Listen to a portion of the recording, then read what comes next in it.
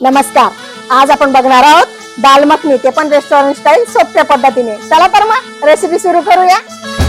गुलाबाची काली बघा हल्दी न माखली, आली लाली गोऱ्या काली उतू उतू चालली, नटून थटून लाजते जणू चांदणी, नटून थटून लाजते जणू चांदणी। गुलाबाची कली बघा हल्दी न माखली, आली लाली गोऱ्या गाली उतू उतू चालली,